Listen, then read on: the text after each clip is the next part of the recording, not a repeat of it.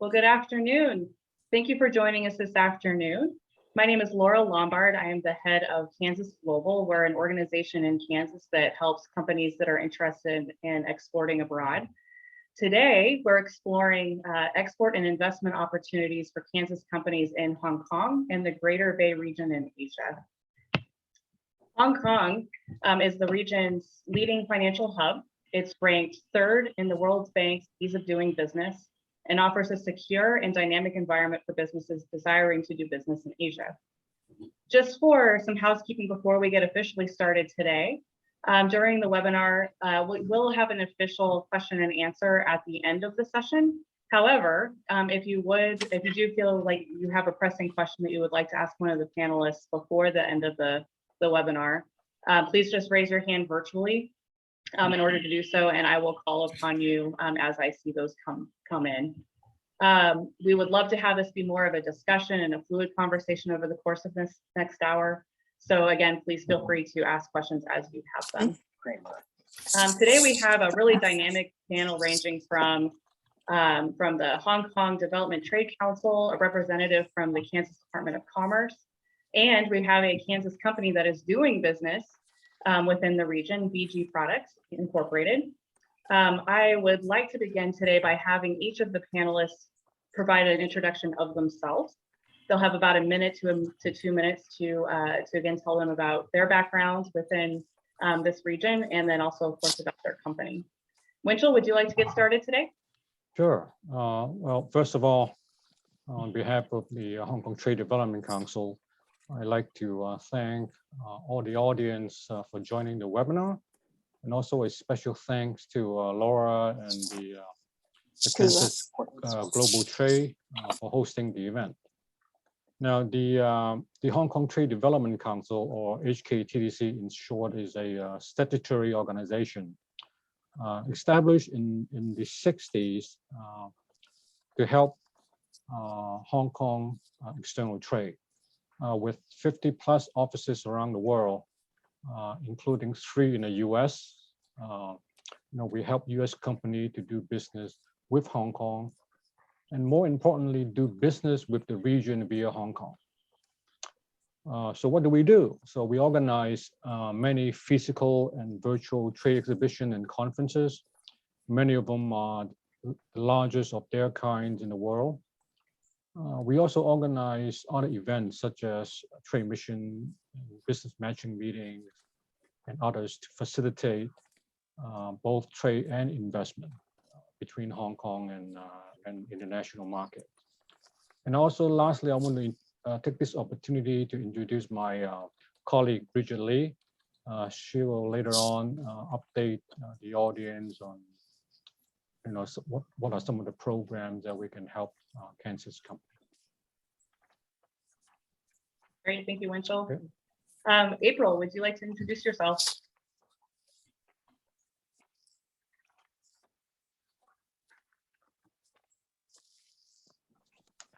You're on mute, April. April, you're on mute. Okay, sure. Yeah. It is my pleasure to participate in this wonderful event.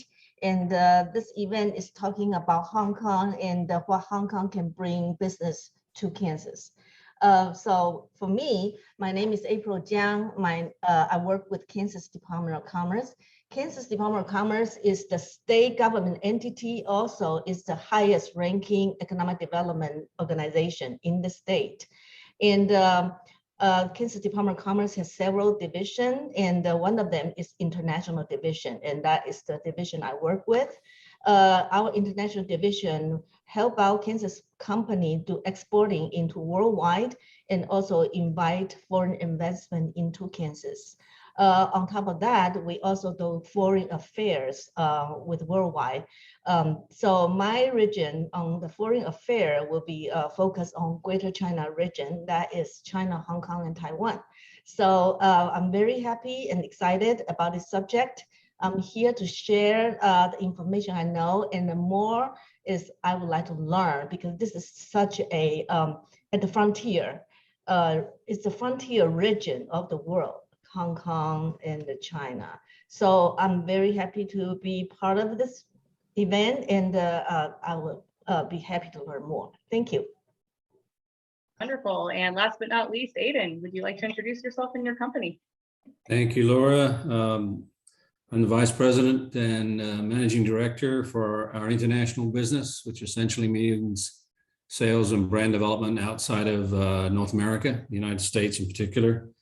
My 16th year with BG. We were founded in 1971. We manufacture and distribute worldwide a very broad line of chemical, lubricant products for the automotive industry. That includes a dealership, independent garage, commercial fleet, heavy duty, mining, marine, and so forth sectors. Products include fuel, oil additives. Probably heard of things like BG44K along the way. If you haven't, I hope you learn to. But we have a wonderful company here in Wichita. We have 3 manufacturing centers, and everything we manufacture and distribute comes from the Wichita area. We are the U.S. market leader in our industry segment. Over 50% of market share in the dealership segment, for example, and over a 29% share in the independent aftermarket segment. We export to over 60 countries worldwide, and that's where my responsibilities and fun begins. Wonderful. So thank you, Laura, and thank you everybody else for the opportunity to join you today. Thank you for joining us as well. Well, I'm going to start off this session with a very broad question, but I want to ask every one of you what your opinions are. What would you say are Hong Kong's business advantages? And then as kind of a second part to that question, how is that relevant specifically to Kansas companies? I'm going to start with Winchell, and then Aidan, I'm going to have you go up next. So go ahead, Winchell. Well, the first thing I can think of when you think of Hong Kong is location. For those of you who've been to Hong Kong, you know where Hong Kong is. Hong Kong is right at the doorstep of course, China and also Southeast Asia. The second thing is Hong Kong has been doing business in the region for decades, if not centuries. So Hong Kong certainly can offer a lot of great deals of experience, connection, and expertise to overseas companies, especially those small, medium-sized enterprises without a lot of resources or experience. Now, Laura, earlier you mentioned you mentioned Hong Kong ranked 3rd in competitiveness, right? And I want to add a few more so that give you a better pictures of what Hong Kong can do for you. Many of you might know Hong Kong is the freest economy, and it ranked #1 every year since 1996. Hong Kong ranked #1 in enterprise conditions, the largest air cargo hub in the world, the largest offshore renminbi clearing center. I think Hong Kong handles about over 75% of the world's renminbi payments. #2 in investment environment, #2 in digital competitiveness, #3 global financial center, #3 most preferred seat of arbitration, #4 investment hub. Last but not least, of course, the city has one of the lowest and most tax-friendly regime in the world. So I think these are very important factors when considering picking a spot, especially if you don't have a lot of resources to expand your overseas operation, especially in the Asian Pacific region. Great, thank you very much. Aidan, what would you like to add to that? Well, I think Winchell has given a very comprehensive viewpoint. Obviously, Hong Kong's immediate political climate and future is a little bit uncertain, but I don't think that changes anything really that Winchell has conveyed. It is an open, pro-American market and culture in my mind and experience. We don't sell directly into Hong Kong, but we have a business connection there. And I would certainly not dissuade anyone from considering the market and considering it as a throughput opportunity to the region as a whole. That's good. And April. April, are you there? Yes. I'm sorry, I had a little bit coughing recently, so when I'm not talking, I am having a sore throat candy. So every time I need to talk, I need to put that away. So it took a little bit. No worries. So so Hong Kong, what is the benefit to the U.S. company, especially Kansas company? Let's look at the statistic of Hong Kong's market to Kansas. Hong Kong is very important to Kansas. Hong Kong ranked number 12 in the Kansas export market. And then, so with Hong Kong ranking 12, China actually ranking number 3. This is last year's statistic. And then Taiwan is ranking number 10. So in between, they are Japan, Korea, Germany, UK, Singapore, Australia, Brazil. All are big, like a G7, G20 countries. And then Hong Kong is right up there. So Hong Kong is an important export market for Kansas. So apparently there are lots of opportunities throughout the years. That's why Hong Kong can rank as number 12. And so at this moment also, Hong Kong in the past, just as Winchell say and Aidan say, Hong Kong has established very well business environment, very westernized, very organized law. And people working in Hong Kong has the advantage of speaking both at least 2 languages, English and Chinese. And then also very high work ethic. And since 2017, I believe later Bridget and Winchell will also talk about the Greater Bay Area. And so before 2017, Hong Kong was very strong by itself. And after 2017, in this Greater Bay Area, Hong Kong became one of the 3 major portions. And with that, this development strategy is actually China's key strategic planning for China's economic development. So then that which means working with Hong Kong actually can become using Hong Kong as a gateway and go into the background of Greater Bay Area, and the Greater Bay Area actually will be really a good bigger gate for going to the whole China. So that will be my input for this question. Great, thank you, April. And that's really helpful. It really does provide a perspective on how much business we're actually already doing with Hong Kong as a state today. And of course, where the growth opportunities might be. And I like what you said. I think we're all kind of alluding to the fact that Hong Kong can be a really good gateway location for companies that are interested in the greater region, whether that's the Greater Bay region or Asia as a whole. So that leads me to my next question. And Aidan, I think I'll start with you since you're doing business in other parts of the region. Where do you see the best opportunities for business in the greater, let's say the Greater Bay region or within Asia, based off of your experience? I think, thank you, Laura. Candidly, I think that depends somewhat on the nature of the company here and the business they're in, obviously. And the products and the people doing that business. There's always a culture and a business connect that's very important. You shouldn't diminish that. One opportunity does not fit all.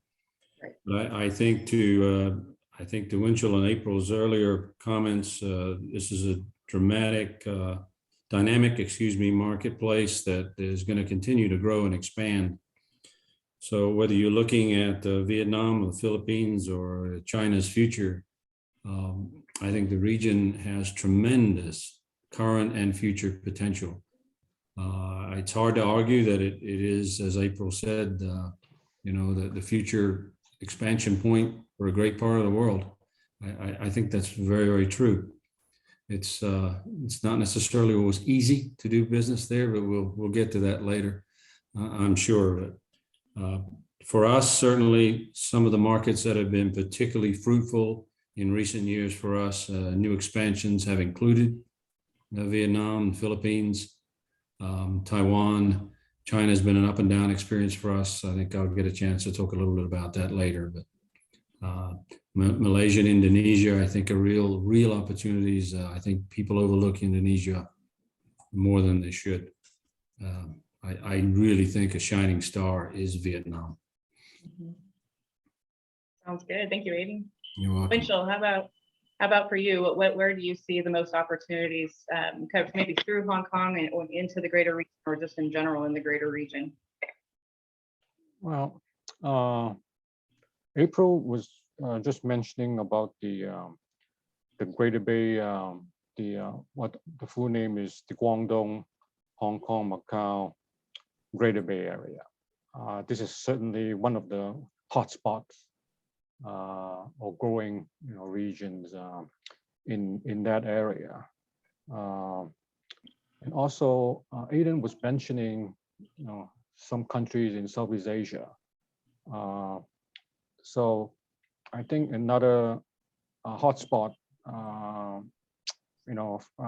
for that offer opportunities for Kansas company is the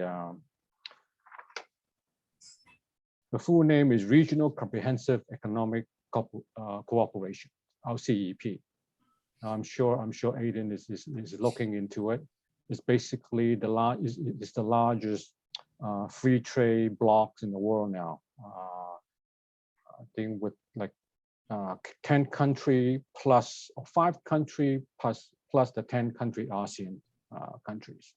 So it's a huge development. I can get into a little bit more, towards the end if you have time. Great.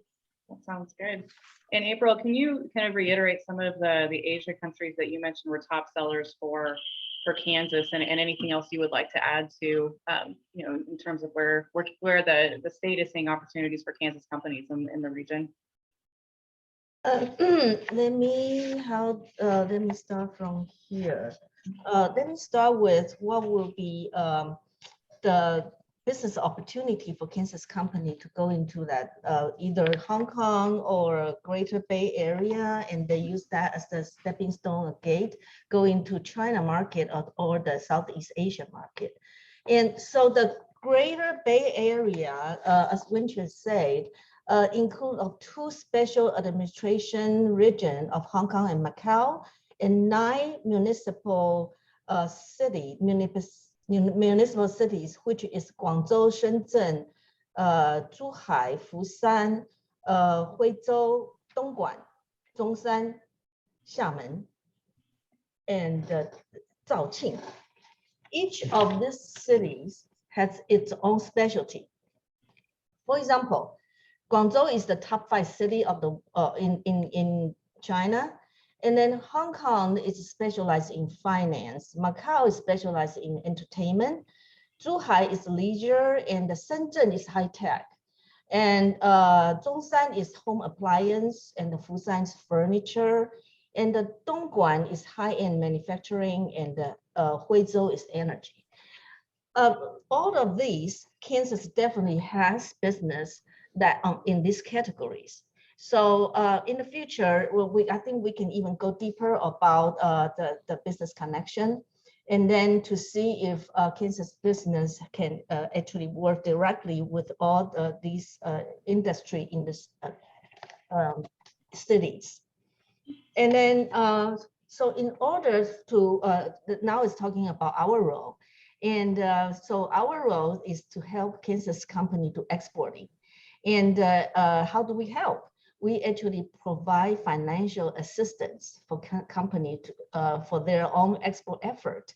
For example, they would like to attend a trade show, exhibit their product at an international trade show, and also if you like to make a sales trip to visit a potential buyer in anywhere in the world, or if they think which market in the world will be a very potential market in their business plan, and which is not in English speaking, and they like to increase a language on their website, on their brochure.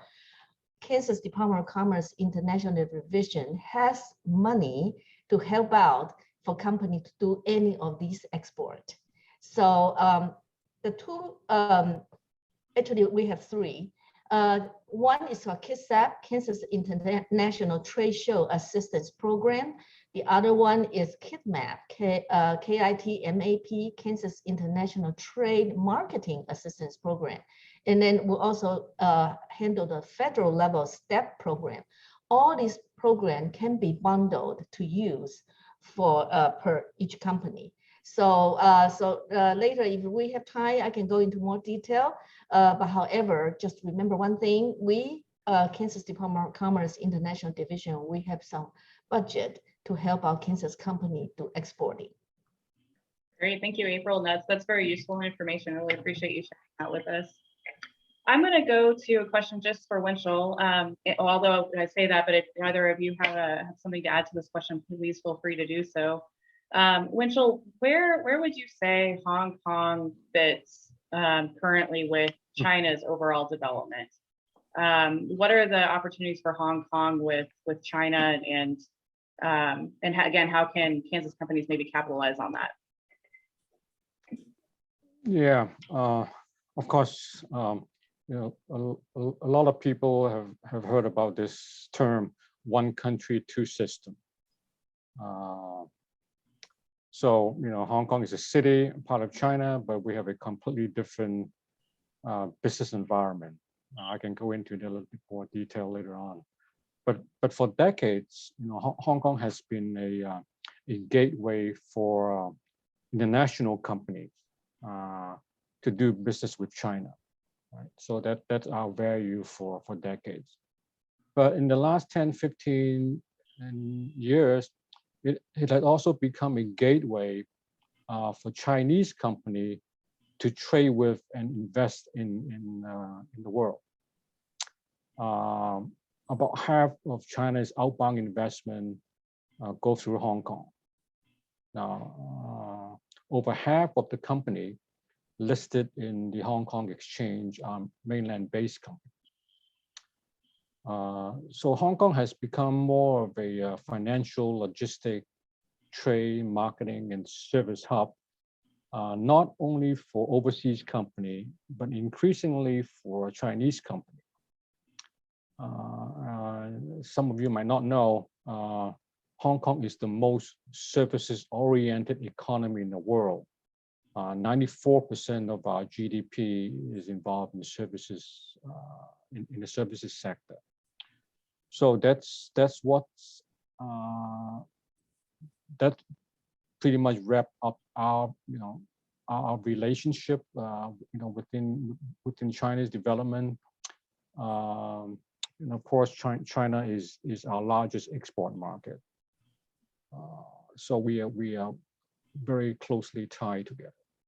And as far as opportunities, as I mentioned, Hong Kong is really a hub.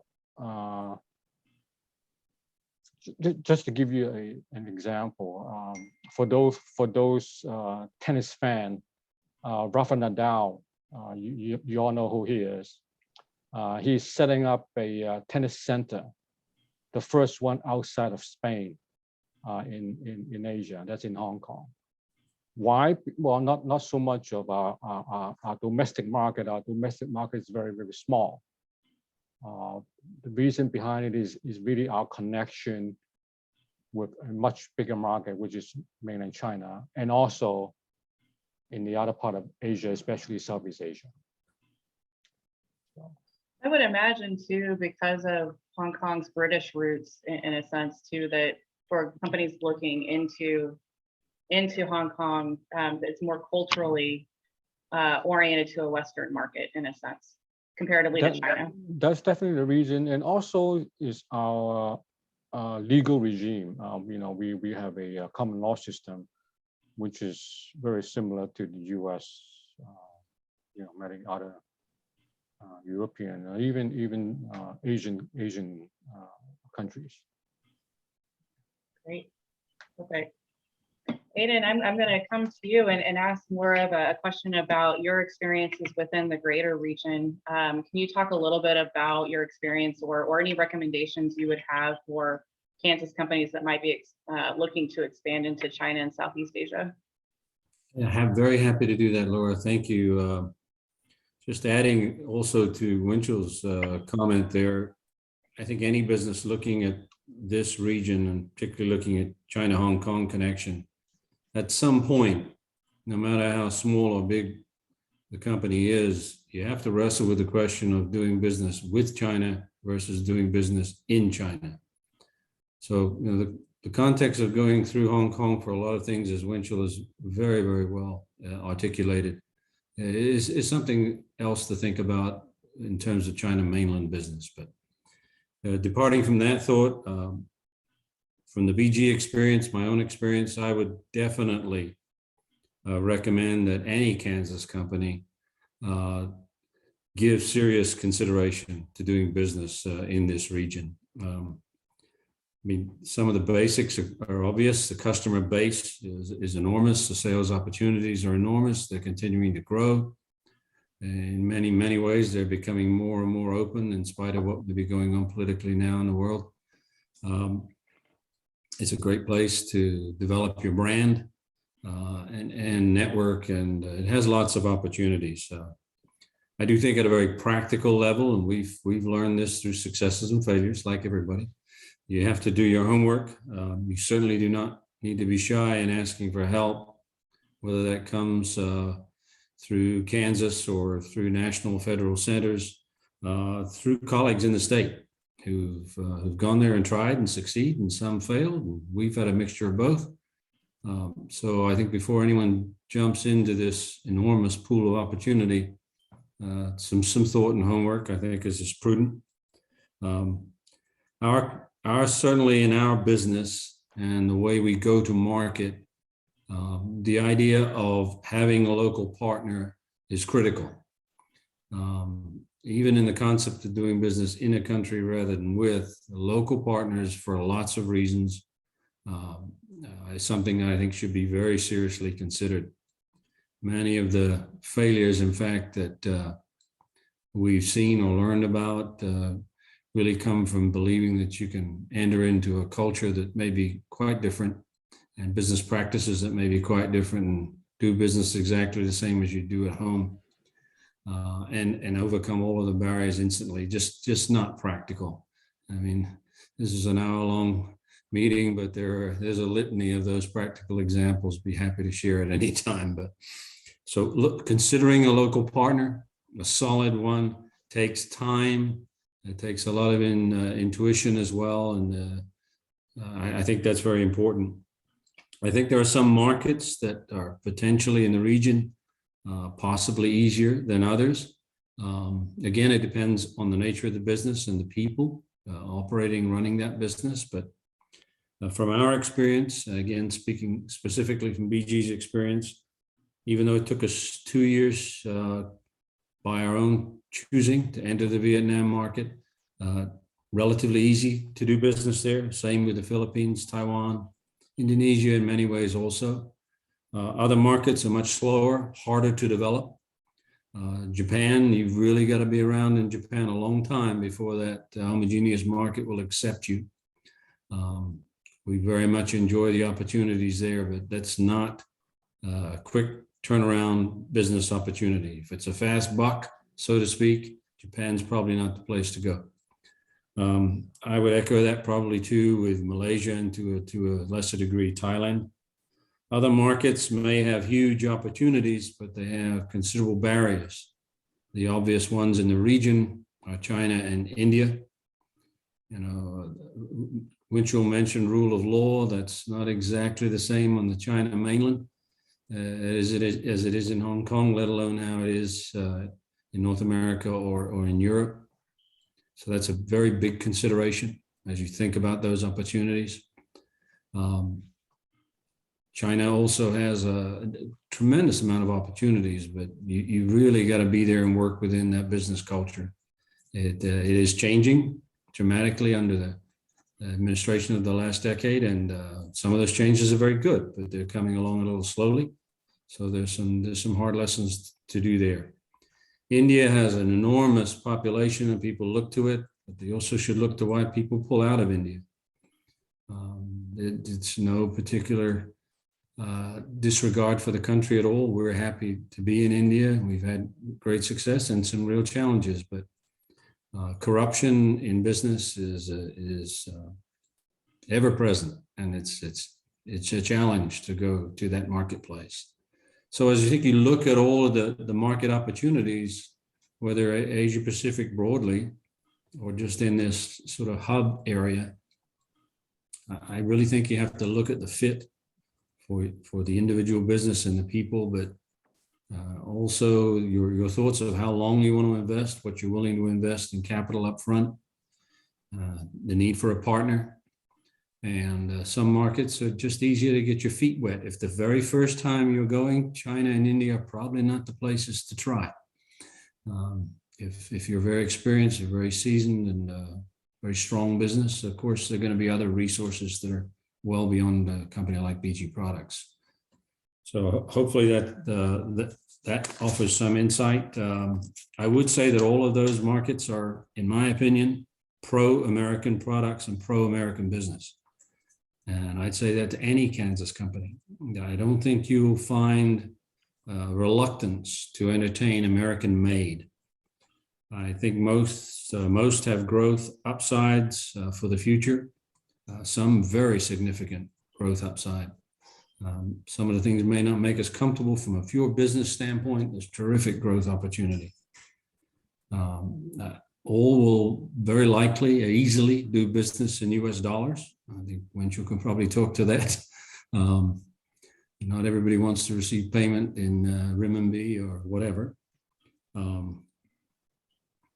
And I would say finally that, it's an image. I saw a picture of the Great Wall one time, and so this is not my quote at all. You've all probably seen it, but you see the miles of the Great Wall, and in the distance, the sign becomes more and more visible to you. And it's actually a sign to the nearest bathroom, which is further on up the wall, many, many miles. And underneath it says what I think is very true about the region: nothing is easy, but anything is possible. And that's really how I look at the region. And that's why I'd encourage any Kansas company to give it serious consideration. Wonderful. Thank you, Aidan. And just to give a little flavor, you mentioned earlier about some of the practical things that maybe you've learned along the way of how to do business. I'm gonna throw that back at you for a second and just ask for maybe 2 examples of things you've learned that Kansas companies might take to heart. In any of these countries, it could be country specific or region specific. Oh, there's all kinds of stories, but I mean, the old adages that the nod of the head doesn't always mean yes. It absolutely doesn't. And what conversation may occur socially in the evening has nothing to do with the business conversation that will happen in the morning. I think showing respect, understanding the cultural norms, business norms there, and whether they truly a match to you as an individual business person, I think that's a critical dynamic. You have to be very comfortable in doing this. I think it's a huge mistake, and many have made it, to go to the region to try to make money quickly. There are too many pitfalls that can happen there. So, if ownership of a company or a board is looking at the investment, it's not a short-term investment. The rule of law, again, that Winchell mentioned is really important. Intellectual property protection in some markets is tantamount to zero. You just have to accept that. And that varies by business. That's a little easier for us to accept in some ways. And we've had our own challenges. So, there are many. Be happy to share those with people offline. Sure. No, thank you for that. That was good. That was good insight. And I'm smiling in part because I've done a lot of business in another part of the world where, like you said, a head nod doesn't necessarily mean the same thing, but or doesn't mean a yes. It just means being polite. I'm thinking of a different version in a different part of the world, but completely can relate to that. Winchell, I think you wanted to say something. Oh, I just have a quick question for Aidan. Aidan, you Sure. mentioned you are doing business with Vietnam. I'm Yes. wondering whether you're exporting to the country or importing from Vietnam. We're exporting. Oh, okay. When we actually, when we went there, just a brief history, we took 2 years to find the right moment in our mind. We had terrific help from the Department of Commerce, United Commercial Service, maybe mention that a little later again. And we ended up putting 2 distribution centers and 2 distributors, one in the south in Ho Chi Minh City and one in Hanoi. Both have been really, really good to work with. The markets have been easy. The politics has not been overly burdensome at all. And I very, very strongly recommend that market and its future growth potential to a number of companies. I really do. It's funny you mentioned Vietnam. There is a report. It's an annual report of democracy. It's the largest study by a research firm I believe in Denmark. Vietnam is rated the second most democratic society in the world. Not by overseas news media or think tank, but by the local people, how they see their country. So Vietnam ranked second. And do you know which country ranked first? China. I was surprised too. Over 80% of the people in China believe the country is very democratic. Anyway. Yeah, that's interesting. I'm going to open up another question for everyone. Winchell, I think I'll start with you on this particular one. But what are the costs versus benefits of doing business in Hong Kong and in the region as a whole?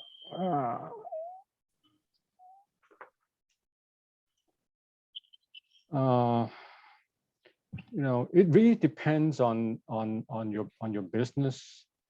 I think Hong Kong is recently ranked, as far as commercial real estate, is the most expensive, has the most expensive real estate in the world.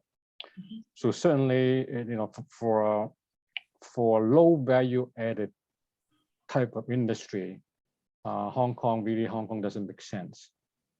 But I think for lifestyle product, or say for financial services, Hong Kong, despite its cost of doing business, can be beneficial. And let me give you an example. There's a very famous popcorn and chocolate brand based in Chicago. They have their regional headquarters in Hong Kong. Operate about 20 retail shops around Asia, including 5 in Hong Kong, and they are doing extremely well, despite the high costs of real estate.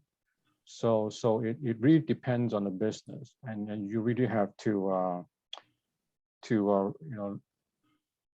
a lot of due diligence and decide for yourself. But also that's why a lot of the small medium-sized company, they partner with a Hong Kong company to expand their business. Instead of just go there and set up shops. That might be the next step. The first step usually is to work with someone. Okay, sounds good. Aidan, would you like, you covered some of this during your last question, but is there anything you would like to add in terms of maybe the cost benefit analysis? Well, I definitely echo Winchell's last statement of considering doing business with someone, especially the smaller you get. Just a reference point, 3-4 years ago, we decided we would strategically develop with 3 regional hubs around the world. Here in the US basically for the Americas, the Netherlands, for continental Europe. And then we were examining options in the Asia Pacific, ASEAN regions.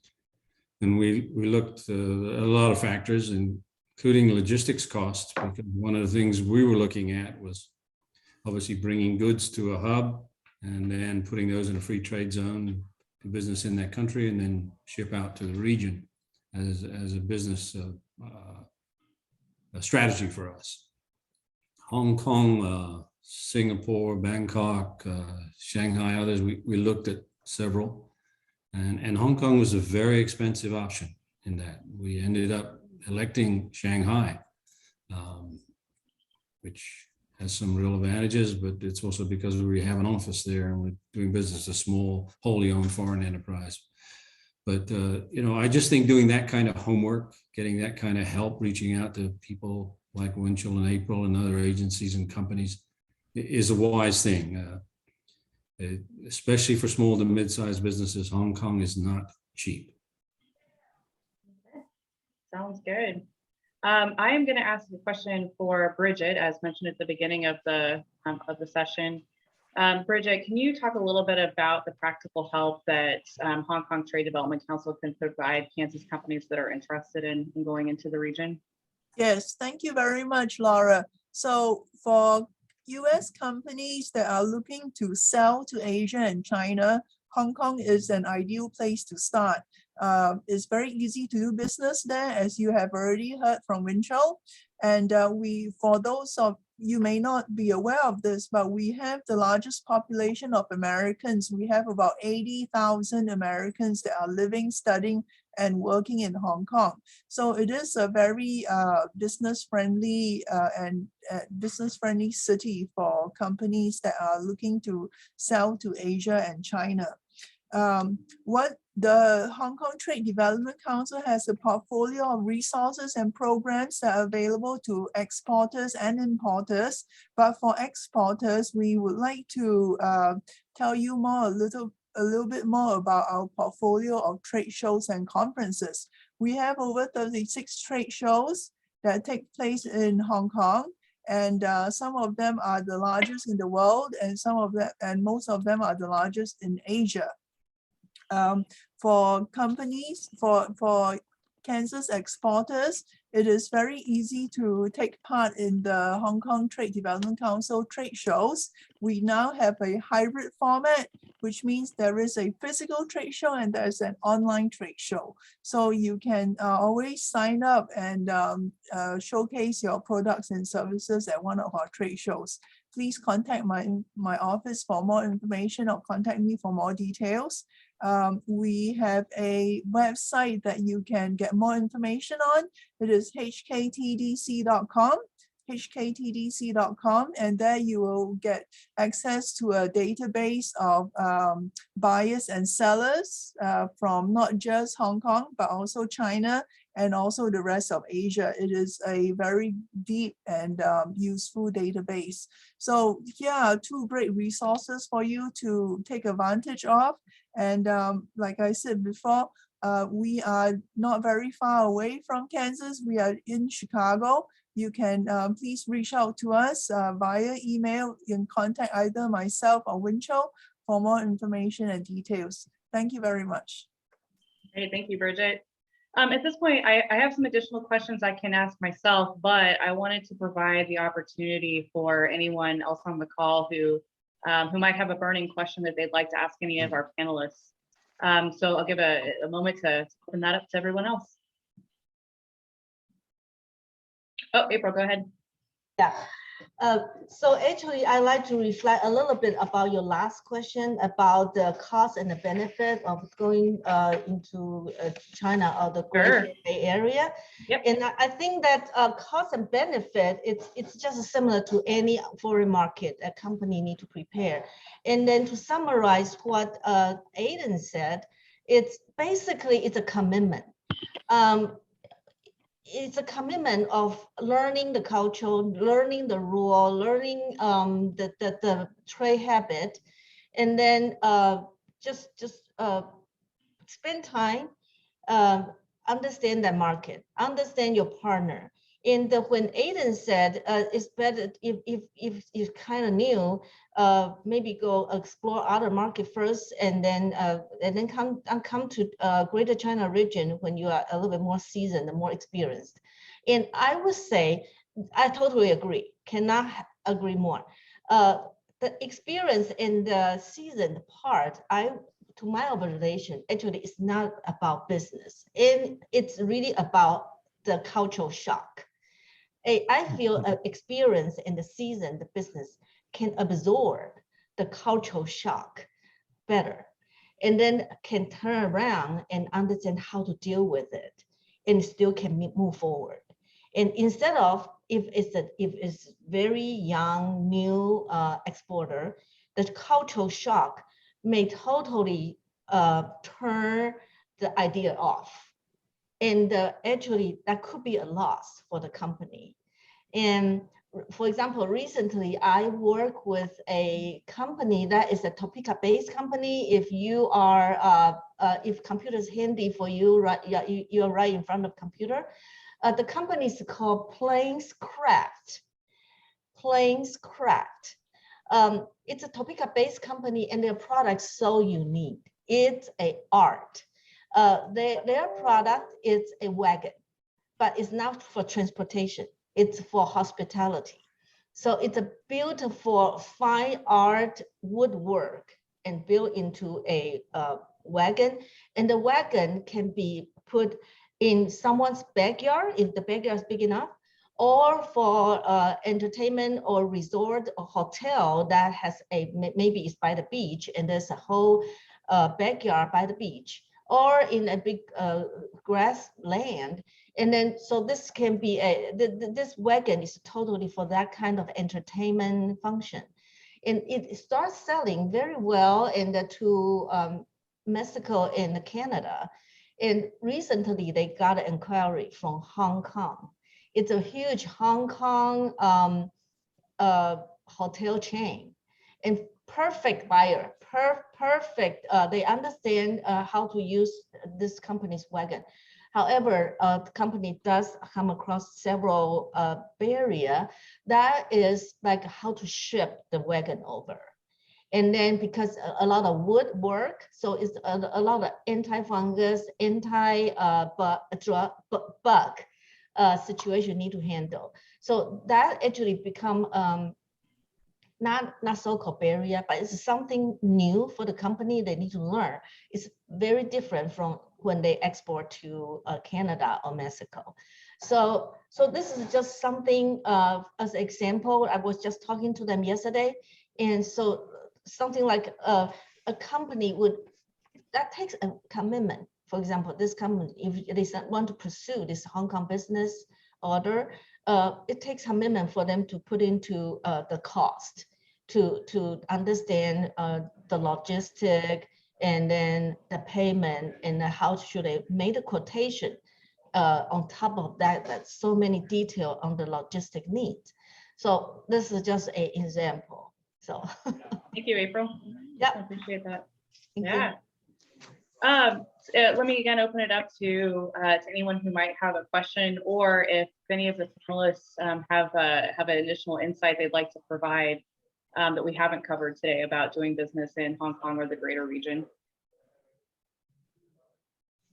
And actually, I do still have a question. Sure. Okay, this question will be for Bridget and Winchell. So can you give us an update of CPAR, that is Closer Economic Partnership Agreement between China and Hong Kong? And to my understanding, CPAR is basically will provide tariff-free export to mainland China from Hong Kong, and if it's a Hong Kong origin product. And so what is the status of this wonderful agreement or policy right now? And what's the definition of Hong Kong origin goods? The CEPA is still going on, and is, in fact, recently they expanded the